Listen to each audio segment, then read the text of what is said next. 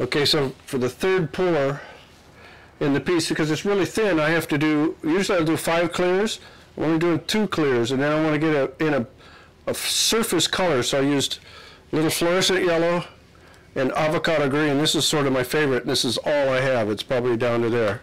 So, and then I put in some of the Bubble Be Gone, which is secret agent.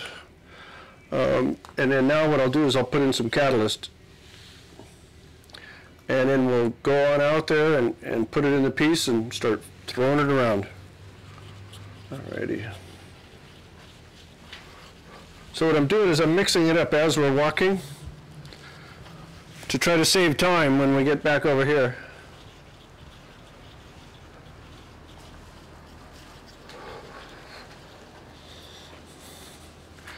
And I let all the extra stuff go in these urethane ethylene blocks so I can carve them up at a later date. So this is kind of the fun part. Just going to see if we can find some sun. We can't. You get to really see how this color. Now I've never ever mixed a color, this color before. I've never put those two together because actually I just found in my old stash that fluorescent yellow, which is really quite potent. It doesn't look like it on the outside of the bottle, but it really is, as you can see. And as it comes up, so what you have to do is rotate the piece. The pore holes are only on this side coming down, which is kind of difficult. Difficult in the manner of trying to get the resin to flow from one segment, you know, through one bulkhead to the other. But you can see how yellow it is right now. It will not be that yellow later. It'll get knocked out. And what I wanted to do with this entire body of work is have it be black. And the reason for that, people have asked, why do I want to make them all black? Well, we're in this period of time where all has changed, nothing will ever be the same, so I wanted to try to put the joy in what I have inside the pieces and have it, and the black is sort of the dark cloud that's hanging over everything. And I know that sounds kitschish and gimmicky, but it's not. I mean, it's not really a time for celebration. I think it's a time for personal celebration, but not in the work. And it's really difficult in abstract work to make a statement. And so through color is the only way I can really make a statement. All right, I'm going to sit down now.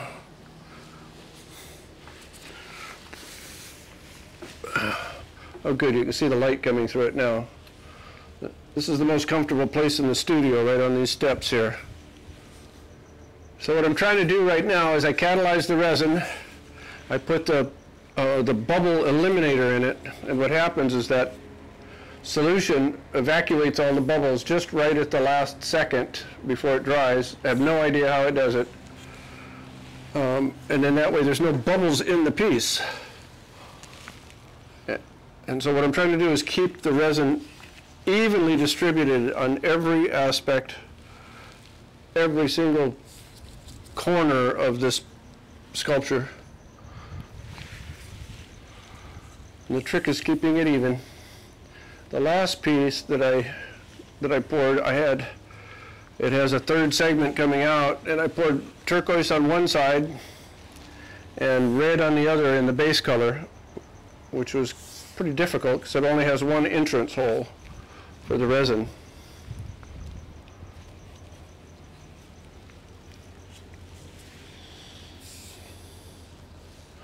As you can see, it's really fun to get close and see that resin moving inside. And as it slows down, it's solidifying. So this is a time where if you have not enough resin in one area, you can actually pool the resin in that area and keep it moving around. It's a bit of a difficult task because you have to keep it going in all directions so it doesn't stay in a pool. And the only problem with that is it gets hot and wants to crack and it's not uniform. In this type of work, you want everything to be uniform. But there are other works where I use the molds, and I really encourage clumping of resin, and really creates a lot of depth and a lot of statements with that.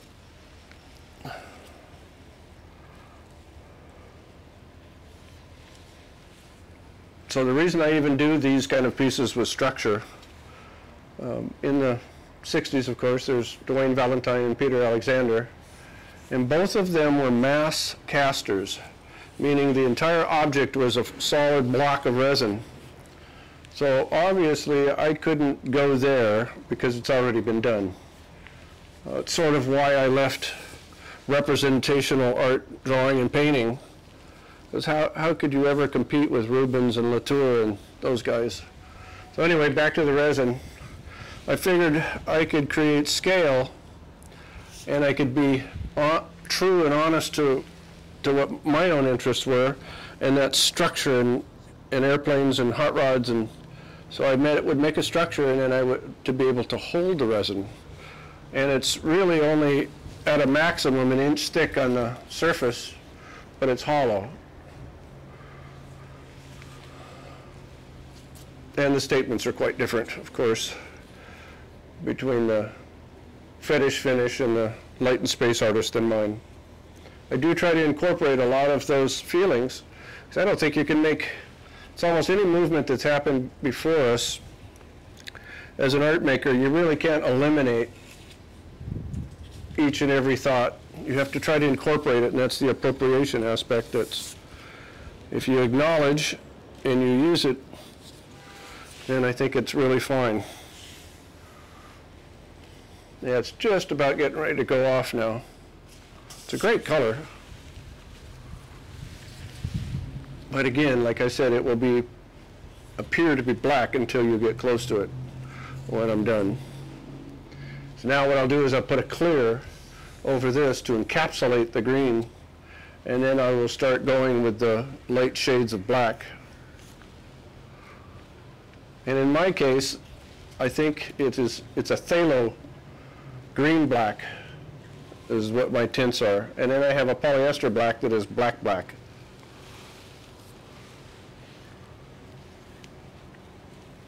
I guess now would be a good time for the black that Amish Kapoor seems to want to claim as his black. I don't think I understand all the politics in that.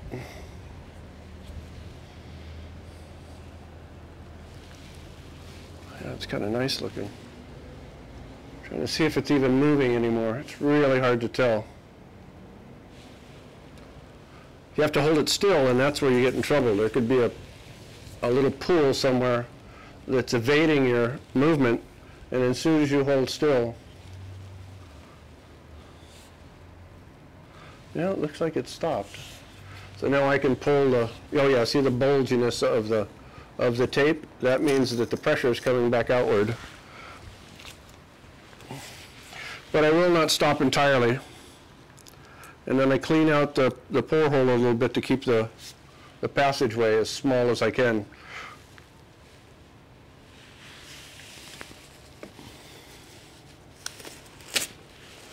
Ready? All right, the black. We'll just get a light, not a very deep concentration of black. Although it'll look like it at first, it'll lighten up as it cures.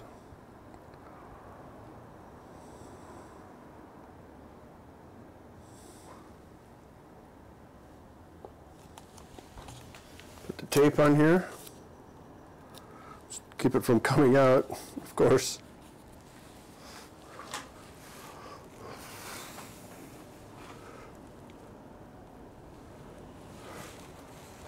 Now we'll just sit down and rotate that, and you'll see contrast, kind of like it turns to a dark green. Right now it will get blacker, I hope. It's always an experiment every time you do it.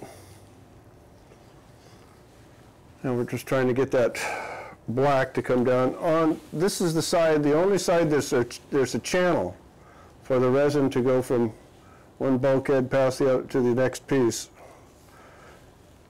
So you have to get it all down in there before you can get it on this side. And you start flattening it out and see if you can get it to rotate over. It's a little harder to see where the resin is when you don't make a color so dark and so contrasty. But it looks like we're getting it everywhere, which is important. Now we have to get it back up to this is where we poured it in. So what you do is you get the resin all the way to the other side, and then you bring it back to this side. Let's see, trying to find the sun, can't find it. There we go. You can see it starting to pool on the bottom.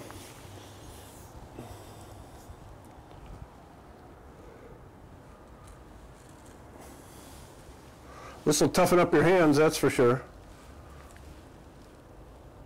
and your arms. It's kind of the only way to do it, except for the gimbals that I made to put these in. I think I'll have to start doing that. They're getting pretty tough to move around.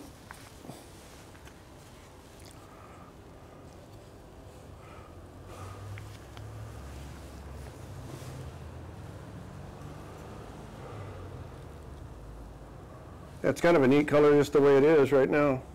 What I would do with this, if I was making a piece that it didn't matter about the outcome of the color, but I was enjoying it and pursuing it, I would probably put a platinum,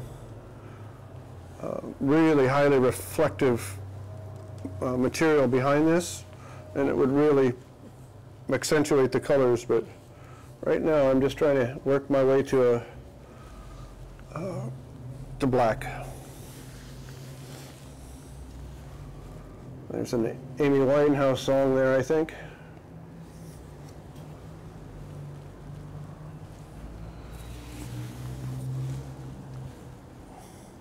Yeah, and it'll be really difficult to find out, you know, to figure out when it goes off, this resin, the way it is. Usually I keep the cup next to me so I can see, but you can see those runs, those big runs on the sides there.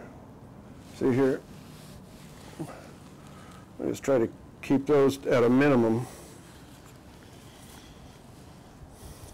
There is a point when those runs will solidify in that shape, so that's one of the reasons really why you want to keep it flowing and moving, unless you want there to be streaks and stripes and that randomness. And it really serves a purpose on a lot of the pieces that you make, but not in this body of work.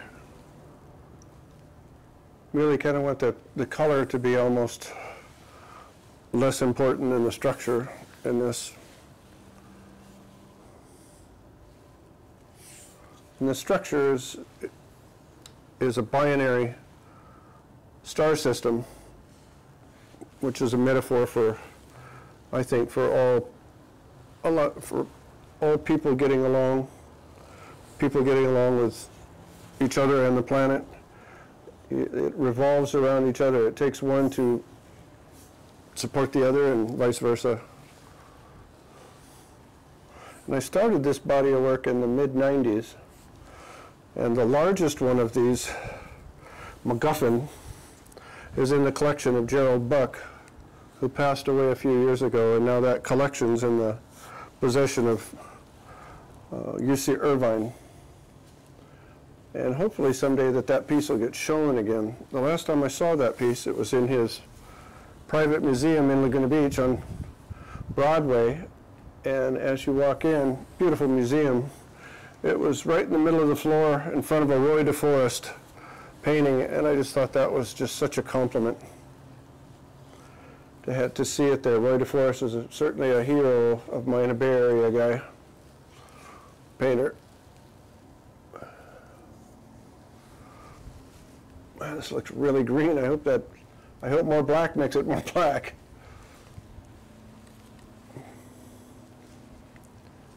I think it will. I can't see it moving anymore.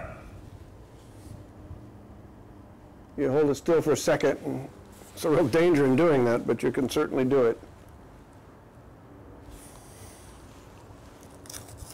There's a lot of benefits to making art like this, and there's some definite drawbacks, and to me the drawbacks are certainly worth the effort to make it happen. If you don't pay attention to it all the time, it will certainly do stuff that you really don't want it to.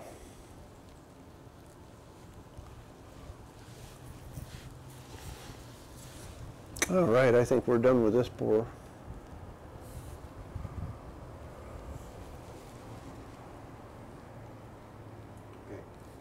All right.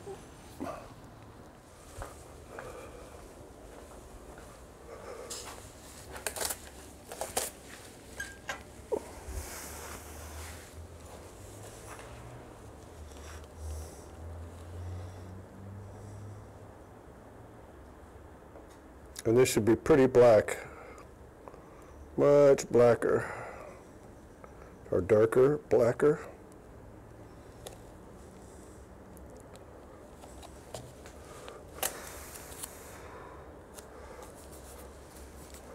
Got to make sure this tape is on good this time.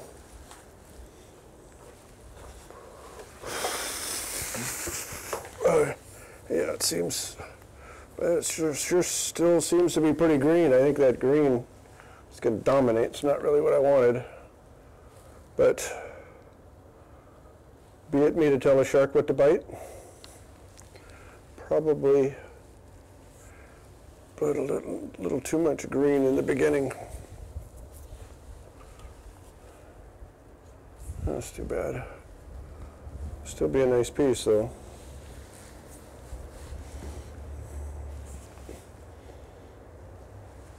Well, maybe it's just not black enough.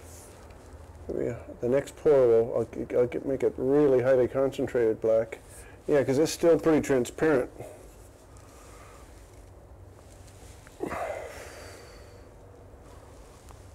I thought it was blacker than that, but it is hard to see where it's at.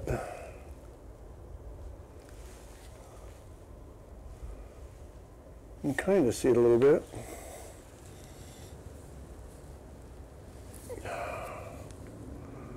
I can just kind of see just a little bit. I think it's really one of the most fun, fascinating parts about building this kind of work is it's sort of the adventure of hunting for what's going on is what you think you know what you're doing. Is that really what's happening? Yeah, it looks like I have some clear trapped in there that I didn't really want down in the bottom. It's not getting the black where I want it to.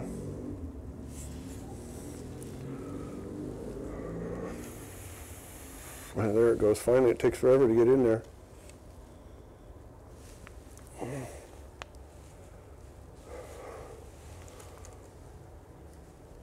There we go.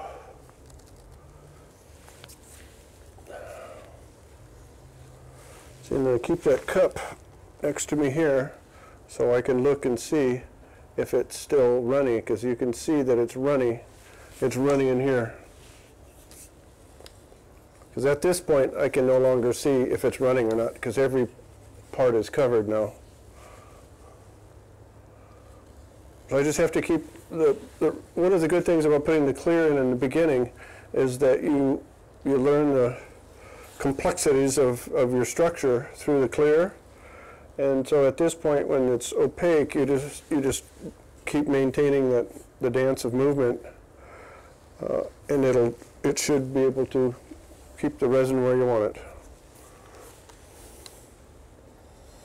Actually, I think it's going to be really interesting when we put the black of the black, because what it's doing is in between the wood, it's right in the middle between the wood, it's more black, and then it's green by the edges of the wood, which is really kind of interesting because it has this feathered out kind of color to it. And I think you can see it a little bit. It's almost like an airbrushed line. There's two pieces that I made like this one and one a little bit smaller, and I was really thinking about fish when I when I did it, and that little fat body of a fish. Fishing was kind of really my favorite thing to do when I was younger, and just haven't done as much as I would like to. I really like stream fishing. And that's where the fascination with resin comes through, is from the water, flowing water. And it started, I believe, with trout fishing up in Little and Big Tahunga with my relatives. They'd take me fishing when I was very young, and I'd just stare at the water. And I was colorblind, so my uncles really liked to make sure I go because I could see the fish. Never did understand why they liked me to go so much until I got older. I don't know if you can see it through that lens, but it's getting lighter and lighter. As the black cures and coagulates, it gets coagulates. After it cures and starts to set up, it becomes clear. The catalyst, there's a color shift in it. And actually that's gotten quite transparent now. It still hadn't gone off yet. The next black I put in it will be, I'm going to just go for a full-on, a lot of pigment.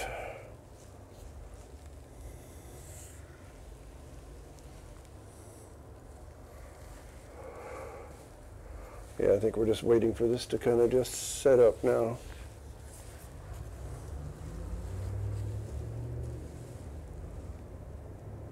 This is really interesting.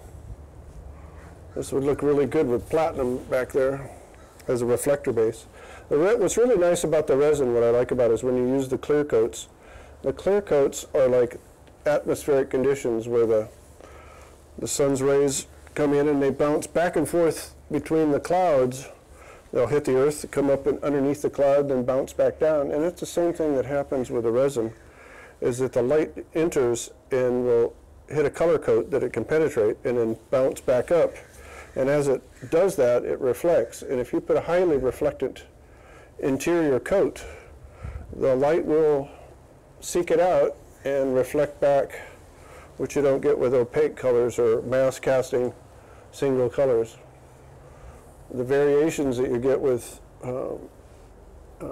pouring 12 ounces at a time, let's say resin over this, so you get those really thin layers of different colors, different strata.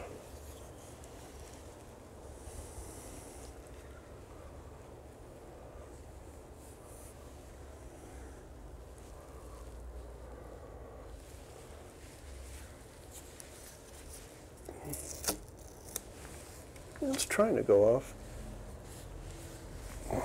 We'll find out if it drips or not, right? Oh no, it's gone off.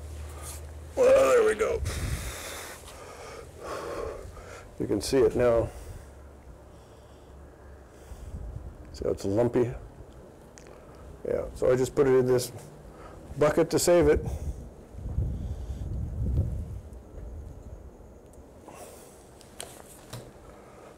All right.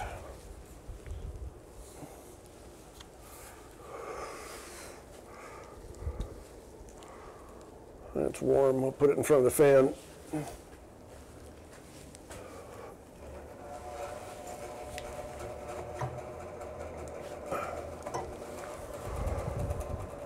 I hang it here and then I reverse it after just a few seconds, and this cools it off because it gets really hot.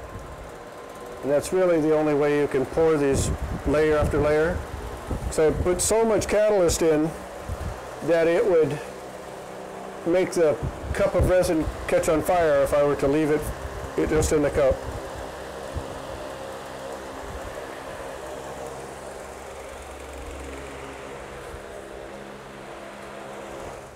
Okay, so this is the final pour of resin with the wax coat inside. And the wax coat, what it does is it seals off the resin from the oxygen and keeps it from being sticky.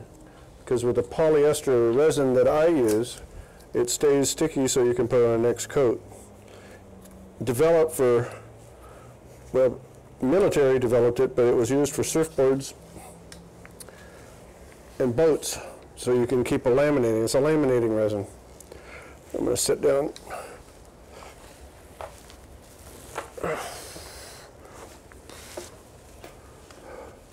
So now what I do is I have to make sure and get it everywhere. The piece is pretty well, it's finished. And that wax coat is just to get it coated on the inside. And I have, from taking it off early where we had a couple little blowouts, we've got that all fixed now. So what's going to happen with these pieces, I have 27 of them. This is number 02. 02 meaning that it was the second one that I made somewhere around 1997, 96, 97. And I wanted to make a body of work that had the binary system. And I had forgotten about the pieces when we moved we didn't really move the studio. We condensed the studio, I found the pieces, and then I decided that I needed to finish that body of work. So that's why it's 02. I have 01 through 4, and then they go to the new ones that I built in the last year. And so I've made 27 of these pieces based on the same mathematics and the same structure. And I will, like I said previously, they're going to be predominantly black. So what happens with this is you can see the polyethylene mold on here, the lighter, the plastic. And if I could get one to peel, but I don't want to do that now while I'm pouring the resin. So when that mold comes off, and if there's any imperfections, which there's none in this one, like little bubbles, you drill it out, you add resin to it as part of the maintenance of the piece. And then what I'll do then is I'll sand them down and probably put a polyurethane on them, and the final finish will be a satin finish. It'll be like a buffed finish, like a buff. It's not going to be shiny, slick, or anything. It's going to talk about the structure and not about the surface. It's not about the surface, these pieces. This whole body of work is about the internal mechanism that drove it to this point, which in the beginning started out to be relations and relationships, and under the circumstances in 2020, all of that really makes a lot of difference. You know, the people who were good friends and everything stuck together, worked together, people that thought about themselves, moved on to their own area.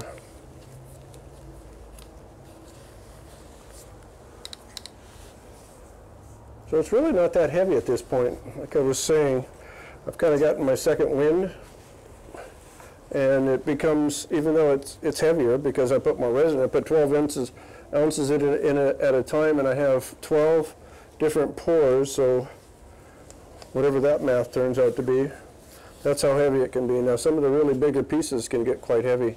They can get up to 30, 40, 50 pound range, and when you're moving it around like this all day, it can wear you out. That's why I built the mechanical gimbals, to do that. But this is being more intimate with the piece.